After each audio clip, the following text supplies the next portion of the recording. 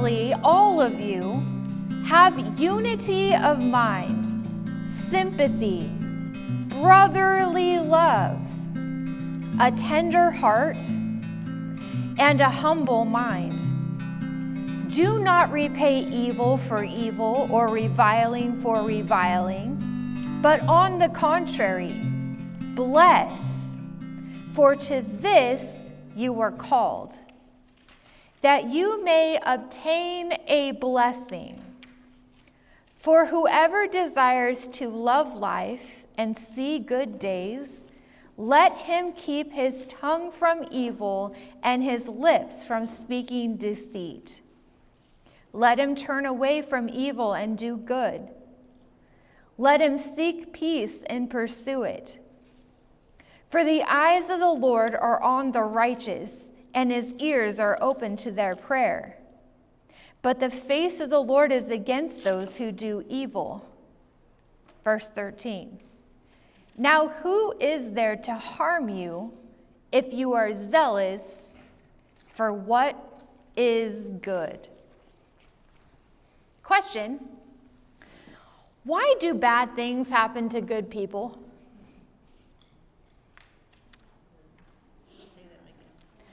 Why do bad things happen to good people? Has anyone heard that before?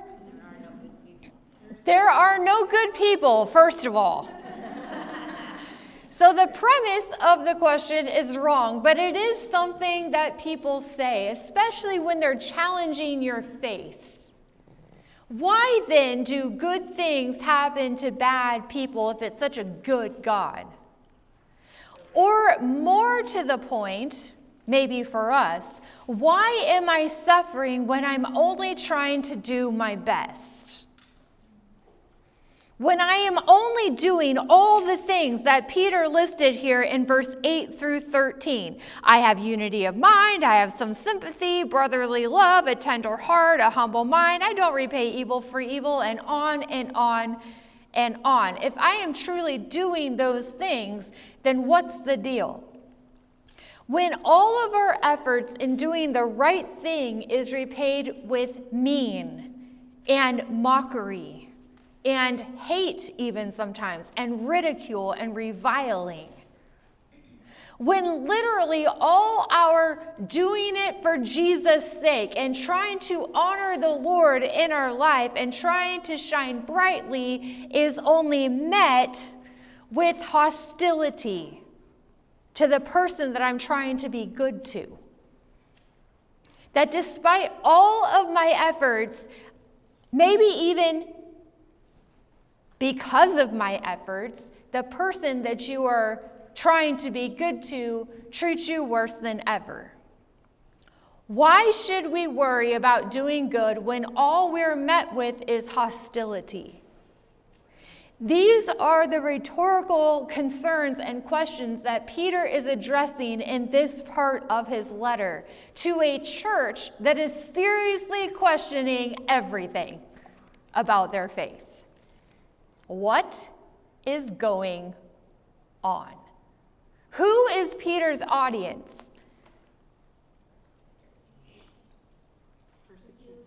The persecuted church on the run from, and they provoked how much of that suffering? None. Why are they being persecuted? Because of Jesus, right? So if what I'm trying to do is what the Lord is calling me to do, why is this what we're getting back? This hostility kind of response. Look at verse 13. Now, who is there to harm you if you are zealous for what is good? Now, Peter's kind of setup point here is it would be assumed that those who keep their nose straight and are doing the things that they're supposed to be doing would not be in trouble with other people because they're doing what's right. Those doing good, they're not hurting anybody. They're not doing anything wrong. They're not inviting turmoil into their life. The word is zealous. Other translations say something else. Now, I'm going to say it's not a good translation. Zealous. Because what does zealous mean? Zealous means like showing great energy and enthusiasm for something, right? You can be zealous to the point of getting yourself in a lot of trouble, but that's kind of the idea, is you're energetic and you're zealous. That's not actually what it means. The King James and other versions, it sounds like, has it right when it says, "And who is he that will harm you if you be followers of that which is good?" That is better. The word there, the Greek word, we're going to geek out in Greek a couple times tonight. That word zealous is the word mimetes. Mimic, imitate. That's where we get our word. Mimetes, or mimic. So what is this verse actually saying? If you are following Christ, if you are mimicking Christ, so it's not being a do-gooder, someone who's just zealous for doing good, right? Like a do-gooder. That's not what the verse is saying. It's saying a person that is pursuing a life that looks a lot like Jesus Christ, as all believers should. We should all strive to be followers of that which is good. And that's much different than being zealous towards good works. That's not what this verse is saying. So Peter is saying, who is there to harm you when you mimic Jesus Christ? When you pursue him, when you're keeping in step with him, when you're trying to imitate him, when you're trying to do what the Lord told you to do, right? Well, a lot of people, Pete, Peter, a lot of people, it turns out, actually do. It happens all the time. In fact, we should expect it. We should expect that there is trouble. Why? Because Jesus said it was so. Those who strive to follow Jesus would have trouble, right?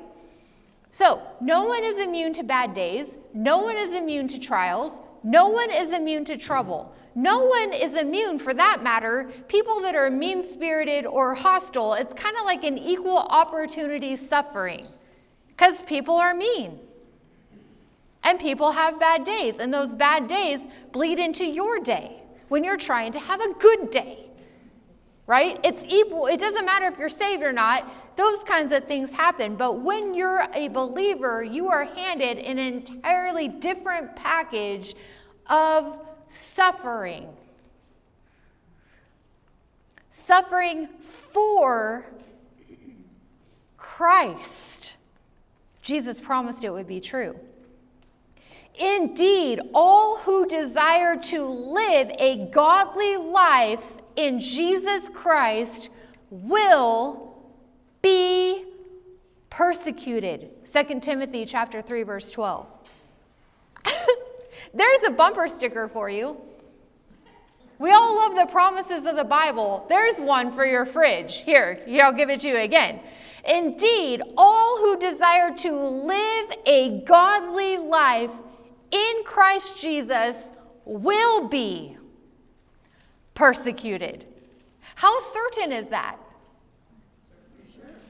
Not might be or watch out. It might be. No, will be. 2 Timothy chapter 3, verse 12. Now look at John chapter 15. If you guys have a finger there, check out what else the Lord said. John chapter 15, verse 18. Jesus, red letters. Listen to what he said. By the way, he's on his way from the upper room to the Garden of Gethsemane. He's literally shoving in the last words that he can give his disciples, and you'd think that it would be uplifting and encouraging, a hoorah. If the world hates you, know that it has hated me before it hated you. Listen to this. If you were of the world, are we of the world? Are we of the world? No, I hope not. We are in the world, but not of the world, right? So if you were of the world would love you as its own. But because you are not of the world, but I chose you out of the world, therefore the world, what's it do? It hates you. Why does it hate you? You're on the wrong team. Right? Listen, if you were of the world would love you. There's no opposition there. There's nothing rubbing against that because you're of the world. You're going with the world. But if you're not of the world will hate you. These are very strong words. Check this out. Remember, verse 20, the world that I said to you, a servant is not greater than his master. If they persecuted me, did they persecute him? They will, how sure is that? Also do what? If they kept my word, they would keep yours. Did they keep Jesus' word? No. So are they going to listen to you? Negative. But all these things they will do. How certain is that? Now check this. All these things. How many things? They will do. How certain is that? On account of my name. Because they do not know me. They're going to hate you. They hated me, they'll hate you. They persecuted me, they're going to persecute you. But heads up, believer, it's not you they actually hate. They hate Jesus. These things they do to you, showing hostility to you on account of you? No, on account of my name. Right? Okay, turn backwards to John chapter 3. I'm going to show you another one. John chapter 3. Look at verse 19. We love John 3:16. We're skipping it. Look at verse 19. The light, who's the light? Jesus has come into the world. Jesus, the light of the world, we talked about that a couple weeks ago, has come into the world, and people loved the rather than the. Yes, the light came into the world, but the people loved the darkness, not the light. You guys see that? Because, I have this circled a lot. Why do they hate the light and want to be in darkness? What's the real reason? It tells us because what? Their works are evil. Y'all, you're going to take all this home. Just keep Rolodexing all this stuff. Is there Rolodexes anymore? What do you guys do? Text? Text it to yourself. The light came into the world. The world hates the light. They like the dark because their works are evil. For anyone who does wicked things, what? Hates the light and does not come to the light, lest, check this, I hope you guys mark all this stuff, lest what? Yes! Let's do that again. For everyone who does wicked things hates the light, loathes it. Why? Because what they're doing will be exposed to the light. That's why they hate it. Okay, y'all got all those in your mind? Okay, what is the Lord trying to say? We live in a fallen, dark world, riddled with a lot of sin and a dark mindset opposed to King Jesus. There's only two teams. We talk about this all the time. If you don't know this, know this. There's two teams. You're on one. There's the kingdom of light. There's the kingdom of dark. Right? There's death. There's life. This is it. These are the two teams. So the world is opposed to Jesus Christ, holy. The kingdom of dark hates the light, hates it. Those who are walking in sin and darkness and carnality, the last thing they want is for you as a lampstand. Remember that? You are the light of the world. Remember the priesthood? You are supposed to be the light of the world because Jesus did what? Pass the torch. Remember that? All this is together. Jesus passed the torch, and now you are the light of the world, bouncing around like a lampstand wherever you go, I hope. If your oil is full and your wick is trimmed and you're burning brightly, remember all that? So you are the lampstand. The last thing they want is for you to come over and illuminate what they are doing. For you to bounce over into their corner, like, hey, and your very presence lights up the corners and illuminates what they're doing. That's what Jesus is talking about. Sometimes just your proximity to their behavior will have them lashing out to you in hostility. You're too close. That is true with the lost. It is also true with believers sometimes. Ever come close to a believer who's struggling with some sort of sin, some sort of attitude? Maybe it's a prodigal or wandering season, and they lash out at you just because you said hi? Has that ever happened to anyone else? Like, whoa. And they're like, bah-da-da-da! They get all their ninja out? Anybody? That happens. Maybe they are completely pleasant with you until you tip your flame too close to a topic or an issue, and then they freak out. Like, you were fine talking about dinner. Don't talk about my kid. And you were fine until you tipped your flame too close. This happens. You can talk about anything else, but don't illuminate that thing or that person or that issue or that attitude. Don't you dare come near me with that flame.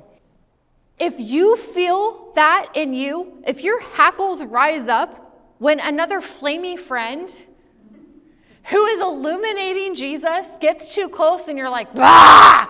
And you like freak out and you feel hostile, that might be a clue. You should take that thing to Jesus. That's why we need flamey friends. I see lots of flamey friends in this room where you really just want to hide and they come and they bounce too close to your corner. You know what I'm saying? And they're like, what's wrong with you? What's up with you? What's going on? What is that over there? Flamey friends, we need them. So if you feel hostile or your hackles are up because somebody tipped their flame too close to you, that might be something to pray about to Jesus. That's just a side note, that's a freebie.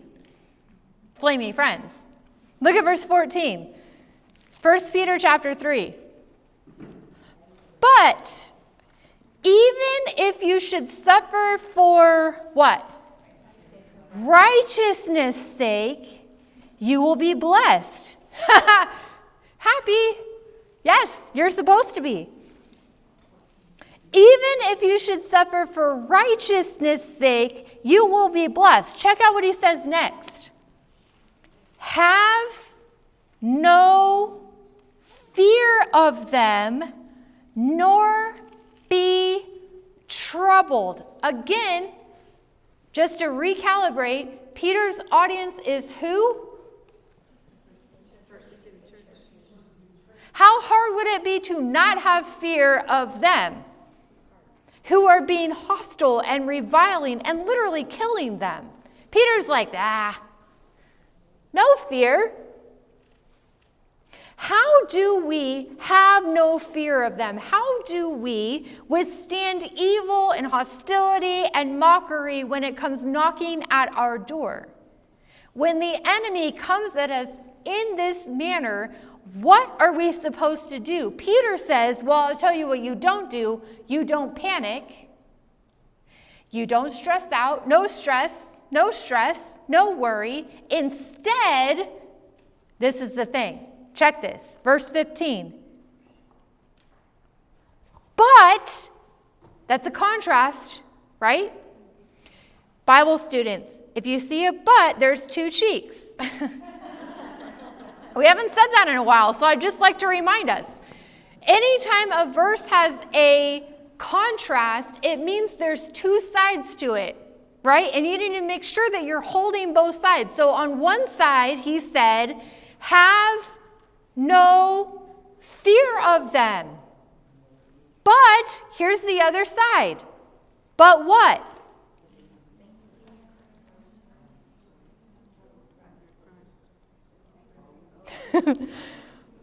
But, I have the ESV, in your hearts, honor Christ the Lord as holy. Have no fear of them. Who's the them? The hostile, the evil, the mean, right? The ones that are reviling you. This is the context of this part of what Peter is talking about. These ones. Have no fear of them, no stress, no worry, but do what? In your hearts, honor Christ as holy. Okay, again, we're going to stop for a minute for clarity. This is not the same word honor that we saw in chapter 2, where Peter says, fear God, honor the emperor. Remember that? The submission to government authorities, and he used that word honor. That is exactly what you would think honor is, as in esteem or value. Okay, you hold them up in the position that they are. You honor them. That's not what this is. The King James, again, has this right, where the King James says, but sanctify the Lord God in your heart. That is the idea. Not to honor the Lord God in your heart, although you are doing that. You are esteeming him, but this is different. This is to sanctify the Lord in your heart. What does sanctify mean? I think this was in your homework. Holy, okay. What else? Separate, okay. What else? Consecrate, dedicate. Okay, these are the ideas of sanctify.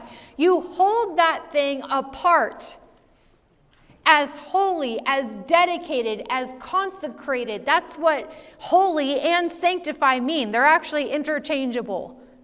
Okay, that's what that means, to render as holy, to consecrate or dedicate that thing. How do you have no fear in the face of this kind of frontal attack from our enemy?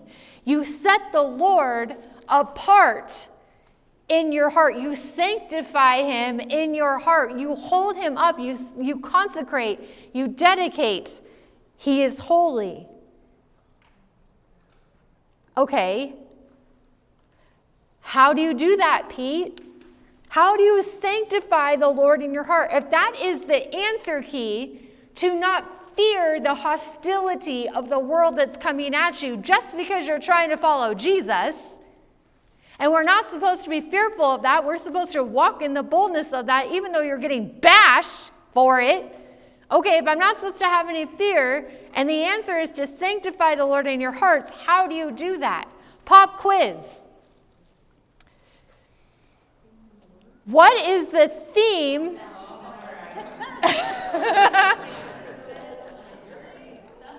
What is the theme of Peter? Enduring suffering of earth while keeping your eyes fixed on Jesus. Right? That's the theme of Peter. We have to do earth. You have to get through it. Y'all, you have to get through it. Earth, we're getting through it. You have to endure it. But you can only endure it with your eyes fixed on Jesus. And that's Peter's point. With every topic, in every subject, it's all the same every time. That's why it's the theme. Lift your eyes above it. It's still the same scenario. Are you getting the pattern of this letter? There's a pattern here. When in the face of something frightening or hostile or mean or worrisome or stressing or panic-inducing, the way to overcome it is to lift your eyes up and stick them on Jesus. That's how you do it. To sanctify him in your hearts. To set him up, set him apart as holy. That sounds obvious. But we like to put other things on the throne of our hearts, don't we? It is intentional to keep the crowned king in his rightful place in our hearts.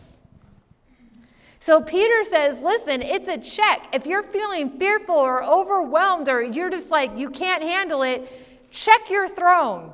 Who's sitting on it? And you sanctify the Lord back in your heart. This means, y'all, you have to know the Lord's character and nature to be able to put him up. You have to know who he is. What's one great way to know how the Lord is? Yes, another commercial. It is one main way. That's why the Lord left it for us to know his nature and his character. Who is the Lord?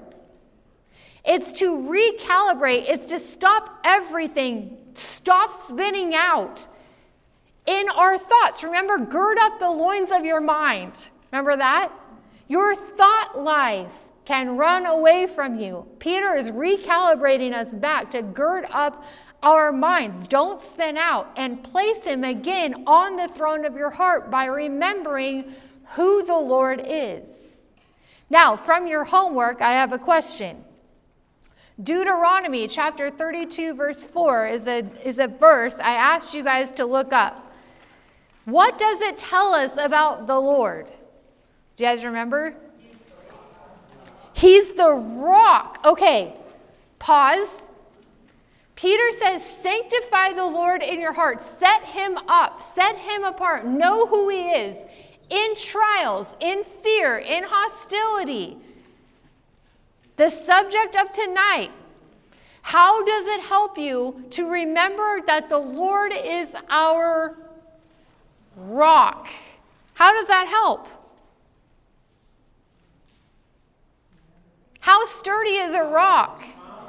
Strong, immovable, steadfast. Don't we want to know that? His work is perfect. His work is perfect, which means his work on you is perfect. Which means the rock core you're in is perfect, which means the fiery furnace and the heat that you're setting, it's perfect. Everything he's doing is perfect. That helps. It helps to know that the Lord's not making a mistake in this trial. For all, how much? All his ways are justice. How does it help when you are being met with hostility and reviling and evil and maybe even unjust suffering again like last week? How does it help to know that all his ways are just. Is that helpful? To know that he is just? It's very helpful. A God of faithfulness without iniquity, just and upright is he. He ultimately is judge. He is justice. And he sees you. He knows what you're going through. He knows who's doing what to who. He's got it all under control. We don't have to worry about that. He's just. We rest in him. Okay, Psalm 89:4. How'd that one go?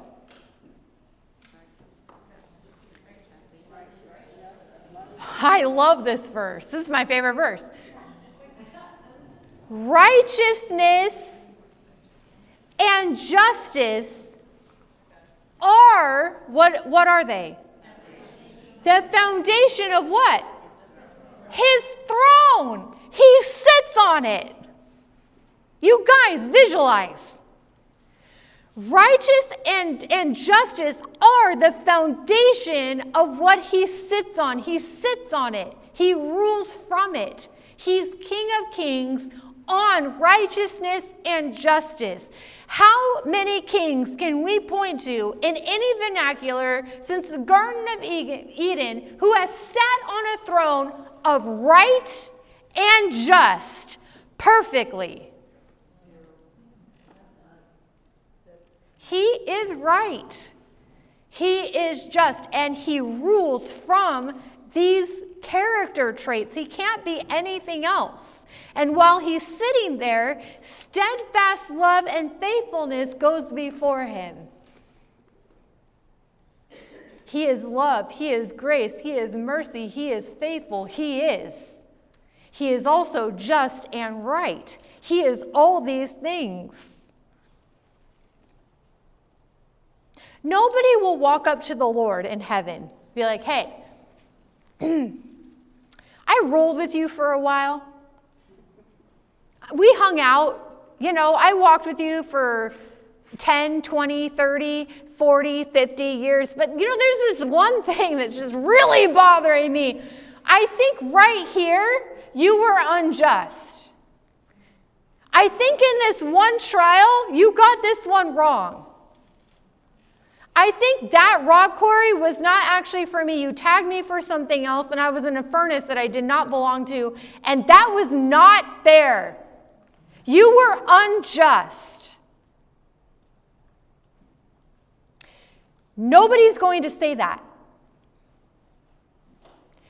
Not one soul that has ever existed from the beginning of time will ever walk up to the Lord and say, you were unjust. Think about that. Think how perfect that is. Righteous and true are your judgments, O Lord, is what the saint said in Revelation. You are perfect in all of your ways. You knew exactly what you were doing. Right now, today, it doesn't feel like you know exactly what you're doing. It feels unjust. I really don't get it. Actually, I don't like it at all. I don't like it. We don't like today. Today sucked. When I get there and see Jesus, what am I going to say about today? You knew exactly what you were doing.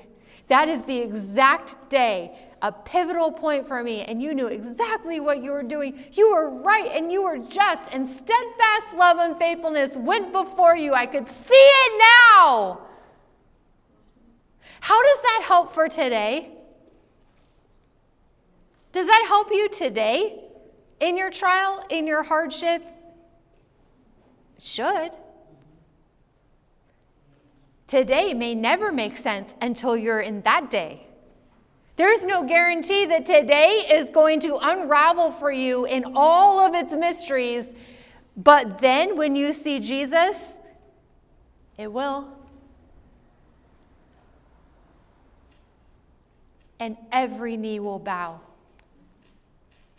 and every tongue will confess you were king. You knew exactly what you were doing all along. That should help you for today. Nobody will be able to walk up to Jesus and say, you did me wrong. You messed up. No one will say that. That is a wild thought when you're in the middle of a trial that makes no sense. When you're in the middle of hostility that makes no sense. When you're being completely reviled by the world and it makes no sense. It helps a lot. Lift your eyes up. Lift your eyes up. Sanctify the Lord in your hearts. Whatever reviling or hostility or evil or meanness you're facing now, the Lord is king, the Lord is sovereign, and he will reign in justice, and all his works are kind. Psalm 145. All his works are kind? Doesn't feel kind. All his works are kind. So sanctify the Lord God in your heart. Lift him up high. So now that you have sanctified the Lord in your heart, you've recalibrated yourself to his nature and his character, and he is now back on the throne of your heart. Now that all that is happening, Peter says what? But in your hearts, honor Christ the Lord as holy, sanctified. Check it out. Always being prepared to do what? Make a defense to anyone who asks you for a reason for the hope that is in you, yet do it with gentleness and respect. Okay, so we are always to be prepared. Now that we have no fear of what is frightening, we've sanctified the Lord in our hearts, we are now supposed to do something. What are we supposed to do? Be prepared to do what? Those watching you will ask. Maybe even the very person who's making you miserable will ask you, what's up with you? What's going on with you? Why aren't you retaliating? Why don't you defend yourself? Well, what's going on? Why are you so calm and joyful and light? Why are you so light? Why are you so flamey? What's going on? And you can tell them. Peter says, tell them why. Always tell them why. We should always be prepared to answer when people ask. So, one more word for tonight. It's actually a phrase. ESV again. It says, always be prepared to make a defense. Do you guys see that? Make a defense. Not be defensive. Make a defense. They're different, by the way, in case you don't. Write that down. Don't be defensive. Make a defense. Now, the King James again. Maybe I should go back to the King James. Oh. Always be ready to give an answer. That's what the King James says, and maybe other translations. That is more what it's saying. The definition of give an answer, it's a phrase, which is one word in Greek, but it's a phrase, means a reasoned statement or argument. It's a courtroom term. The word is apologia, where we get our word apologetics. That's what it's saying. Because the Lord is my rock, and the Lord is my king, and the Lord is my defense, and he is justice, and he is righteousness, I give him sovereignty to work all these things out for me. You give an answer. Oh, because the Lord is just. I can keep my eyes on my living hope and let the Lord work all this stuff out. You give a courtroom defense, apologetics. The reason for the faith, the reason for the hope that's in you. Why are you so hopeful? Imagine how blaring it would be to have a mother with a child in her arms running from Caesar Nero, completely, genuinely joyful. How impressive would that be on your psyche to watch her? To see her not spinning out, but completely, solidly sanctified the Lord in her heart, and truly, not fakely, truly has a peace that passes understanding and has a smile on her face. How weird would that be? And people go, what is up with you? What's your deal? This makes no sense. And she is able to give a reason for the hope that is within her. You see, that's what Peter's saying. That's what we should do. Look at verse 16.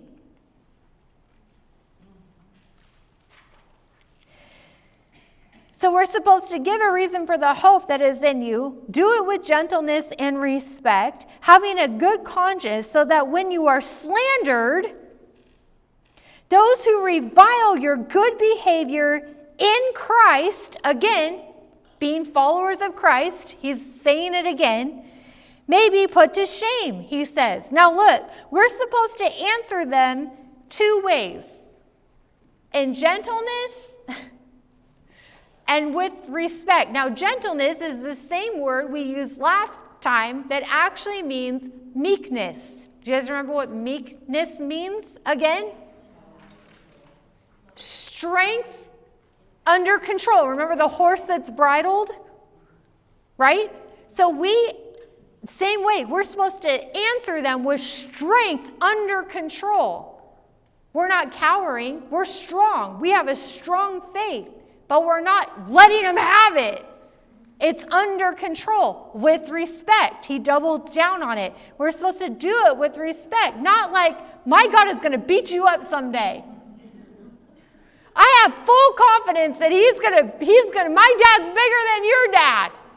You see, you're going to answer to him, you big meanie head. All these things are true, but not really gentle or respectful. It's probably not the right tone. And that's what Peter's saying. Even in your delivery of the hope that is in you, we should be a witness and not a snot. I should write that down. The enemy's goal for you is for you to get fed up and go to the ring and get bloody and sweaty. Literally engage him in the fight. When he's coming at you hot with hostility, that is reviling and it is mean. That is the context of what Peter is talking about. But the minute we engage with him, we are culpable with some sort of responsibility for the conflict that ensues because we got in the ring. And it kind of messes with our apologetics a little bit. Right? It takes us down a notch.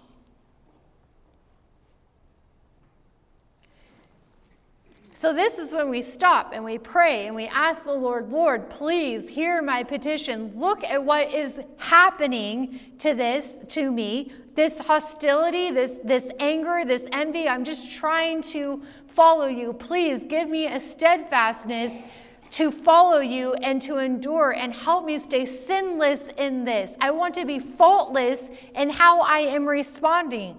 Keep me tethered to your chest. And that's hard to do. It's hard to not be defensive. It is better, verse 17, to suffer for doing good, if that should be God's will. If that should be God's will. Do you guys see that? It is better to suffer for following Jesus, if that's the Lord's will for you, which it is, because we read all those verses, than for doing evil. It's hard stuff. All of it is hard, and everyone suffers. So we might as well suffer for Jesus Christ because we are pursuing him, because we are representing the kingdom of light. We might as well turn suffering into an eternal reward. So the question is why? Why should we put in all of this effort of restraint in the face of hostility? Because it's hard to do. What's the sticky? We always want the reason because there's no way we're doing it without a reason. And Peter gives us the reason. Verse 18. For Christ also suffered. You guys see that? Once for sins, the righteous, Jesus, for the unrighteous, me, that he might bring us, where? To God. Christ also suffered, the righteous, him, for the unrighteous, us, that he might do what? What was the point? The whole point of him going to the cross. What was the whole point? It tells us. To bring us to God, to reconcile what was lost in Eden. To bring us back into fellowship with the Lord. That's why he went to the cross. Being put to death in the flesh, but being made alive in the spirit, in which he went and proclaimed to the spirits in prison, because they formerly did not obey, when God's patience waited in the days of Noah, while the ark was being prepared, in which a few, 8 people, were brought safely through water. And speaking of water, baptism, he's kind of on a rabbit trail, which corresponds to this, now saves you, not as a removal of dirt from the body, but as an appeal to God for a good conscience through the resurrection of Jesus Christ, who has gone into heaven and is at the right hand of God, with angels, authorities, and powers having been subjected to him. For Christ also suffered. What's Peter say?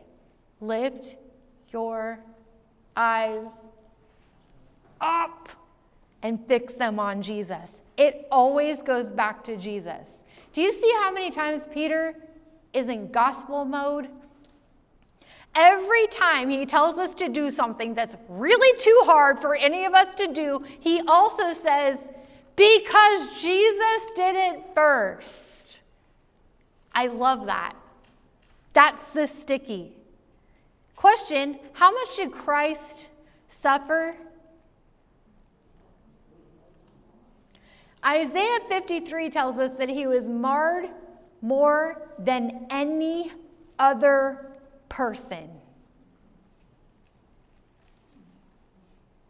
He was separated from his Father fully and entirely, and the individual sins of every individual person that has ever breathed was laid on his shoulders by name and by offense.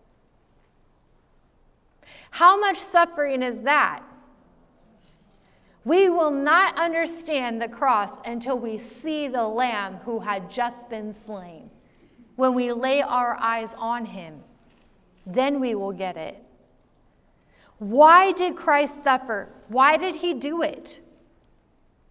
The text tells us. Why did he do it? So that he might bring you to the Father. Might. It's not even a guarantee that it is possible that someone might believe in me, that I can reconcile them back to the Father. That's why he died. And in his suffering, he triumphed over the dark. And he set the captives free. And he was given back the keys to hell and death. And he proved, even to the depths of hell, that he is Lord, and their plans failed. Guess he's back from the dead.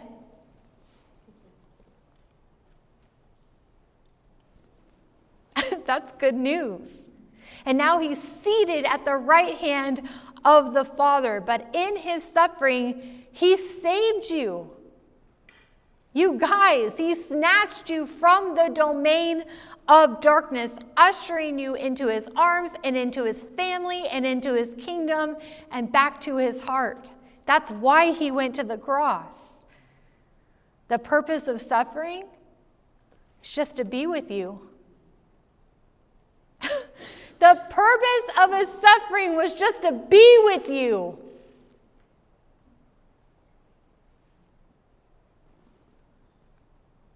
That is love. He suffered for the benefit of somebody else, you. And sometimes the suffering isn't about you at all. There was a lame man. There was a blind man. There was a dead man.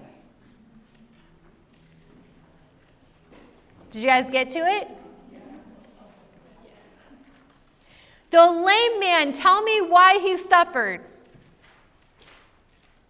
In every case, the author, which is Jesus, tells us why they suffered. Why? Why did the lame man suffer?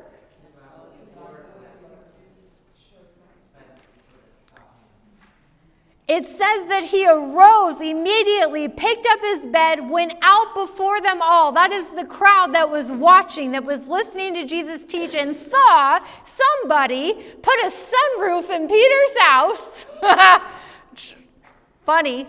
That's the funny part. It was Peter's house, sunroof, guy, comes right down the middle, cheats, cuts in line, goes right down in the middle. Jesus has this encounter with him, right? Telling him he's going to make him walk, telling him he's forgiving his sins, and this whole encounter, right, with the Pharisees and the crowd and all this stuff.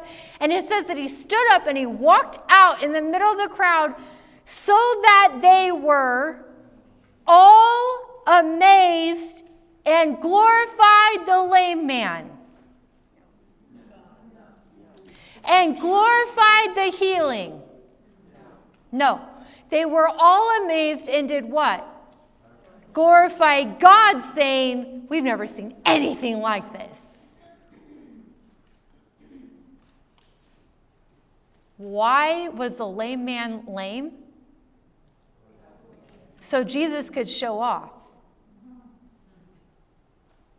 That is literally why. So that God would be glorified and that it would spark something in this crowd, this new rabbi on the scene. It gets better. The blind man. This one's harder.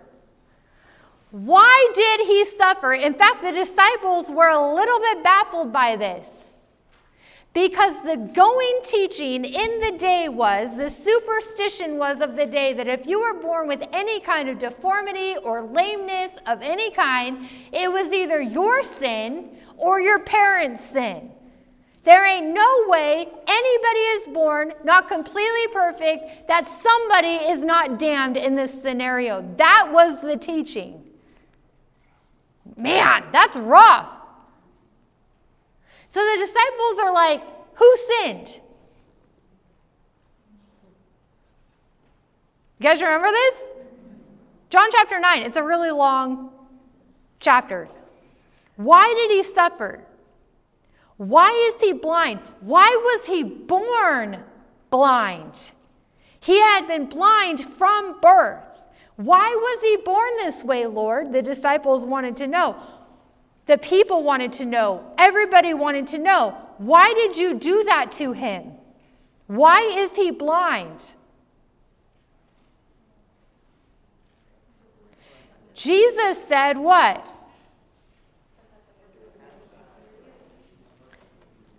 The verse says, Jesus says, no, it wasn't his parents. It wasn't him. It was not that this man sinned. What was not? That he was blind. His blindness is not because the man sinned or his parents. Jesus says, I will tell you why. I, in my providence, in my sovereignty, did not let this guy be born with sight. I did it. He was born blind on purpose for this very moment. You all, that's hard. This blindness is not because he sinned or his parents sinned. He was born blind by my providence. This is a blueprint I designed for this guy, that the works of God might be displayed in him. That's hard. He suffered his whole life. His entire life, he suffered for this very day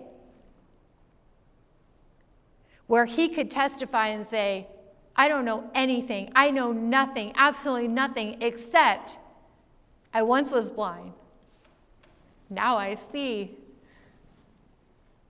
That day was blueprinted from the beginning of time. He was going to be born blind so that Jesus could do this miraculous thing, absolutely show off in this moment. And Jesus is like, he was born blind for this moment. What?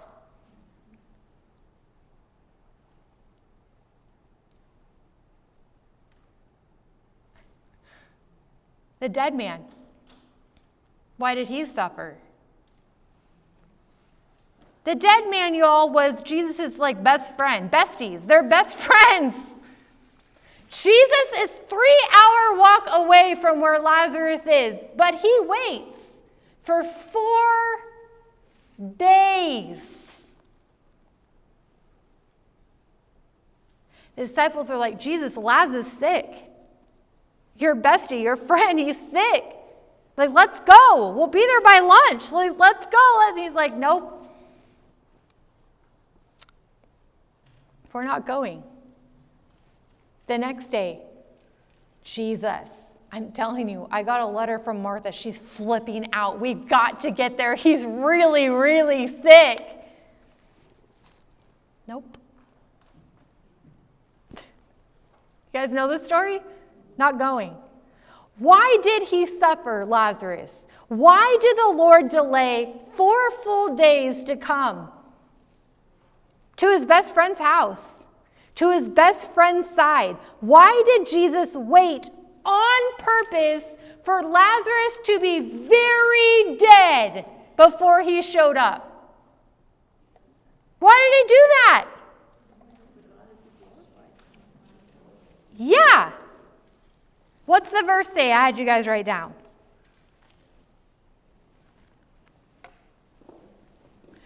Jesus showed up, and what does he say?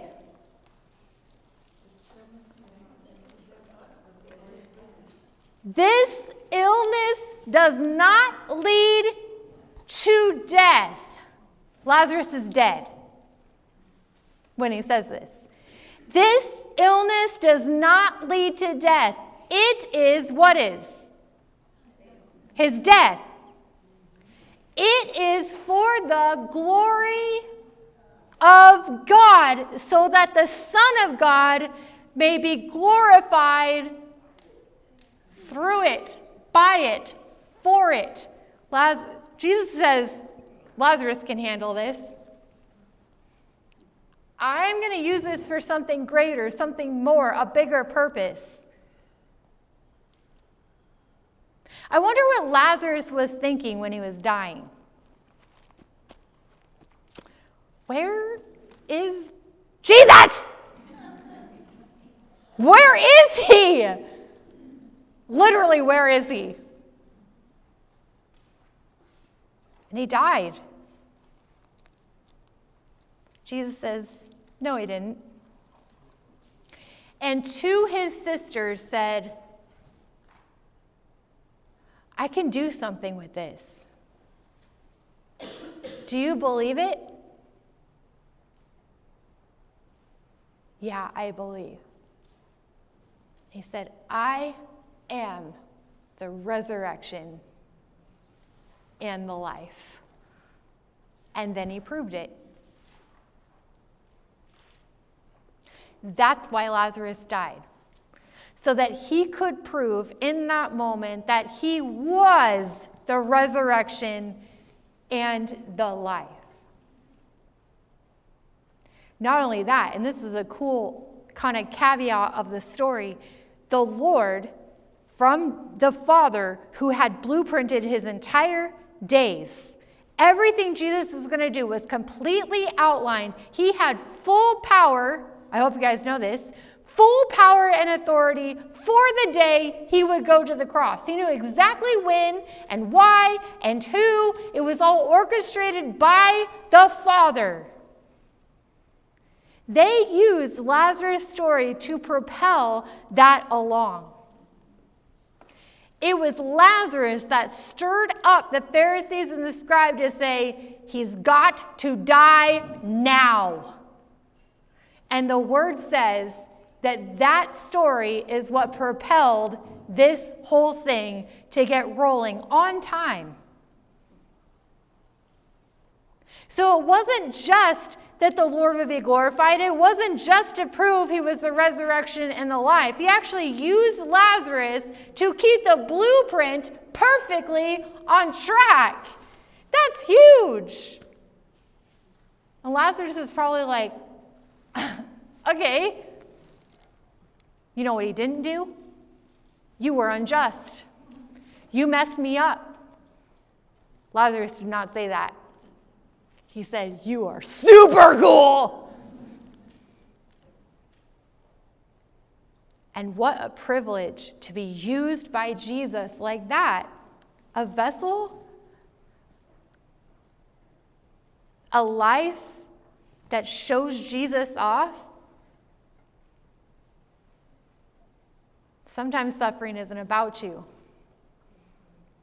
It may be that the Lord is after the person, the very person who's mocking you and reviling you and making your day really horrible. And by sanctifying the Lord in your heart, you are a vessel that's blazing the gospel of Jesus Christ. It may be for someone that you don't even know is watching. Sometimes the purpose of our suffering is to win a lost heart to Christ as they watch Christ in you. So Peter says, don't get stuck on the horizontal. It'll drown you out. Don't worry about the mockery and the reviling and the hostility. If you keep your eyes here, you will die. Lift your eyes up. Remember that Christ suffered first, and he suffered to reconcile you back to the Lord. He suffered on your behalf, that you would be won to Christ. Now I'm asking you as a follower of Jesus, and you'll be ridiculed for it. They're going to hate the light. But you do the same thing. It may be that your suffering is what propels somebody to see Christ in you. Think of the lame man. Think of the blind man. Think of the dead man. Was their suffering something that they did? Was there healing? Did they have anything to do with that? What was it for? Just for the Lord to show off. It's different in every case, but then the same in every case. Sanctify the Lord in your heart. It's how you triumph over it for your good and for his glory.